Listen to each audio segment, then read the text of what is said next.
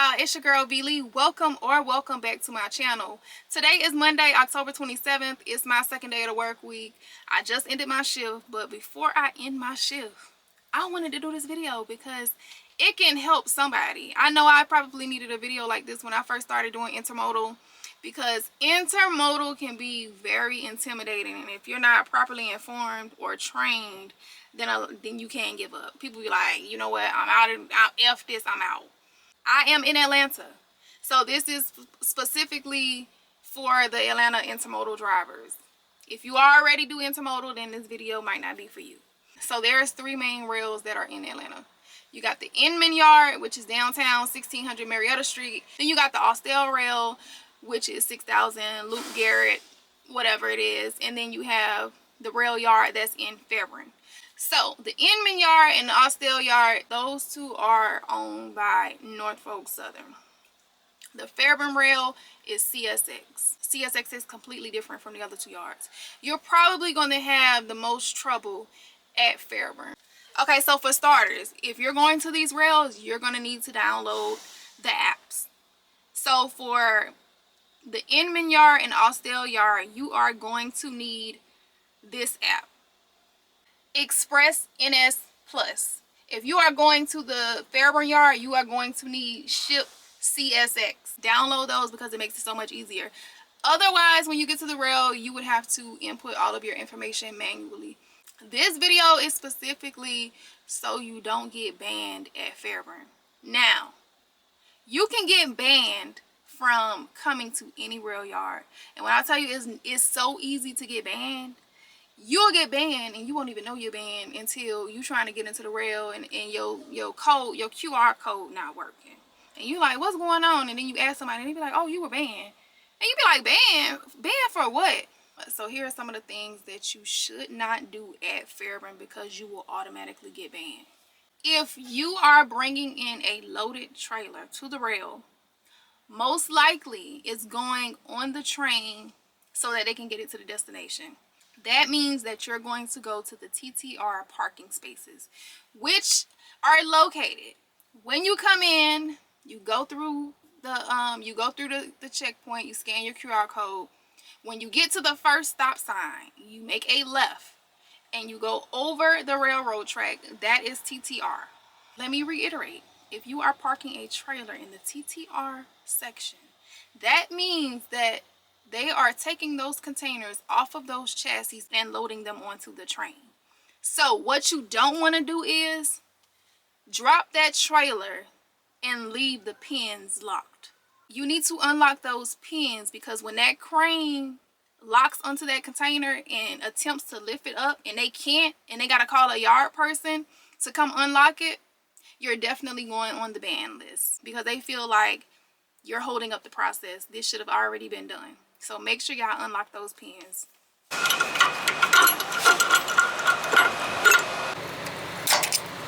If you are in TTR to get loaded, that means you're picking up your loaded trailer from TTR. When they put the container, before they put the container on that chassis and you see it coming, you need to be getting out of your truck. You cannot sit in your truck while they are loading the container onto the chassis with the crane. They'll probably warn you by blowing the horn. Like, burn, you will hear that horn. That means get out of the truck. If you continue to stay in the truck, or let's say, for example, you fell asleep, 9 times out of 10, you probably gonna get banned. I know we all have the tendency, like if you see the crane, if you see that container and it's not lining up with the chassis, you might want to help guide them. But that will get you banned as well. As soon as you start walking towards that container, they're gonna start blowing that horn, and then they might get on the loud, they might get on the intercom and tell you to back up. Like, I've heard them fuss drivers out, like, I don't need your help loading this container. So don't do that as well.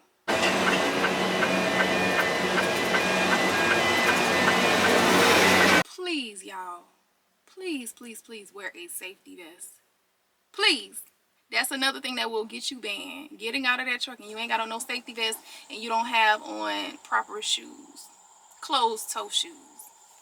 I'm going to say do it before you even turn on the property. Hit them flashers. Put on them 4-way hazards. I remember it was one week they had it seemed like they had all their employees at the guard shack, and they was just stopping drivers left and right. You need to turn on your hazards. You are going to need your QR code to tell you where to drop your trailer. Now, I know sometimes things might not work out the way it's supposed to go as far as like billing or anything like that. So you might have to, do your information when you get there.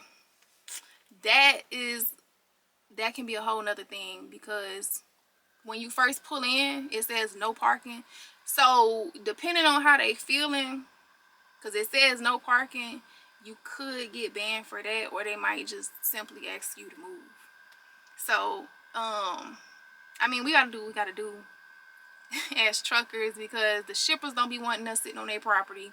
We can't type in the information while we driving, and then we can't park when we get there. So it's like, okay, what do you want us to do? Like, how do you want us to do this?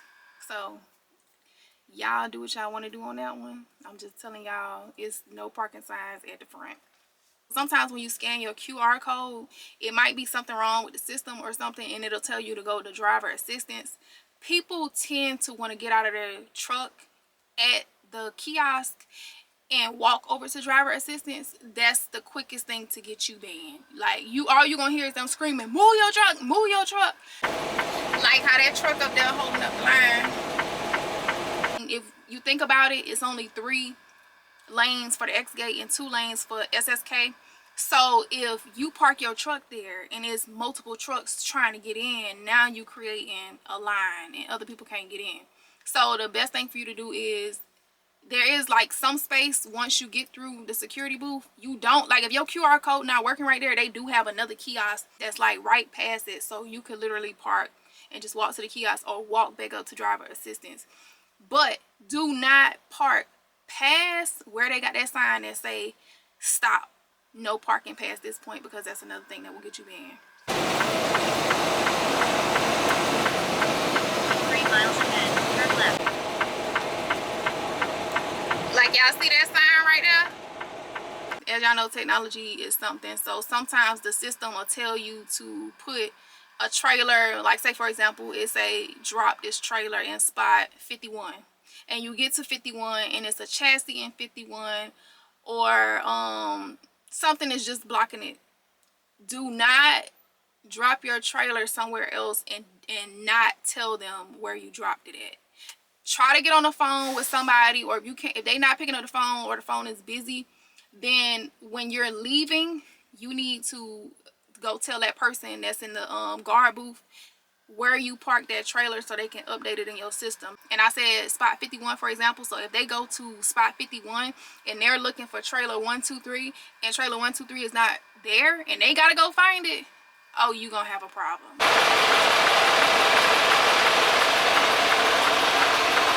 I noticed this a lot, and I used to do it as well. Say for example, you coming to pick up a container and it's not on a chassis already, and you gotta go to TTR. They'll tell you to go, they'll give you a specific chassis that you're supposed to bring to the parking spot to get loaded. This is a rail yard, so 9 times out of 10, that chassis that they tell you to pick up in the app, it's not gonna be there because somebody else done grabbed it. So you're gonna be sitting there riding around for hours looking for that specific chassis, and you don't have to do that. You can drive over there and see if it's where it say it is, but if it's not there, please, y'all, for the life of me, do not waste your time driving around for hours. All you gotta do is get another chassis. Some chassis are owned by the rail, and some chassis are owned by specific companies. So if you work for a company XYZ, they tell you to go grab chassis XYZ 123, and you don't see chassis XYZ 123, all you got to do is get another chassis from your company. That means if you see chassis XYZ 456, grab chassis XYZ 456 and take it to your parking spot, and they're still going to load you. All you got to do is update the chassis in the app. When that screen pop up that say go grab the chassis and head to TTR, it's going to ask you, do you need to change your mission? No, you don't need to change your mission. Please click no. because that's going to update them and let them know that you are ready to be loaded.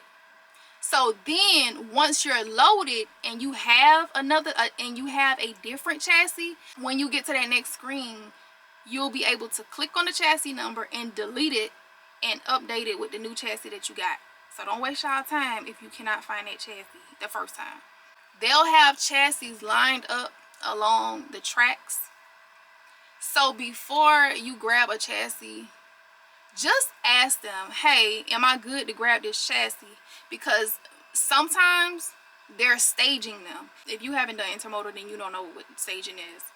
They're staging those chassis. They're placing them beside the train because they're going to unload the container off of the train and drop it onto the chassis. So if people keep coming to grab those chassis, then the yard guys are going to have to keep replacing a chassis, and they not go. I know if I was a yard person, I'm not gonna keep doing it. You interrupted my job. I done put 2 chassis here, and dang, I come back and I gotta go find another chassis. That's another thing that'll get y'all banned. Now, of course, you can use common sense.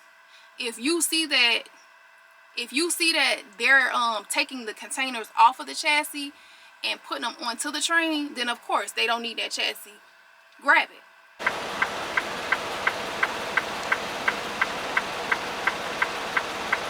A lot of people don't know where the chassis swap location is for the Fairburn yard. You would take your container over to the chassis swap area, unlock the pins. They would take the container off of the chassis, and then you would go find the new chassis and then bring it back, and then they will put it onto the new chassis. So the difference with doing a chassis swap at Fairburn and doing a chassis swap at Inman and Austell, at Fairburn you don't need a ticket slip for a chassis swap. At the Austell and the Inman rail, sometimes they'll do it at the Inman rail without a white slip, but I know for a fact Austell is really strict about the chassis swaps. You have to go to the office and get a white slip from them. That means they gave you the okay to do a chassis swap, and then you take it back to that area. You take it to the chassis swap area and you give it to the crane operator, and he'll do your chassis swap. Otherwise, when you get back there and you ain't got no white slip, he gonna tell you to go back to the office, and then you gonna be mad. So I'm just pre-warning y'all about Austell. Hopefully that helps some of y'all, because the first company that I did intermodal with, I ain't gonna call no names, but I was driving for a owner operator, and they just sent me over there. Like, I didn't know nothing about nothing. I ain't know nothing about no app. I ain't know what I was doing, and I was completely lost when I got over there, and I had to deal with a whole bunch of people attitudes because they expect you to already know these things, and they don't know that you're not being properly trained. So thank y'all for watching. Make sure y'all like, comment, subscribe, all of that good stuff, and I will see y'all in the next video.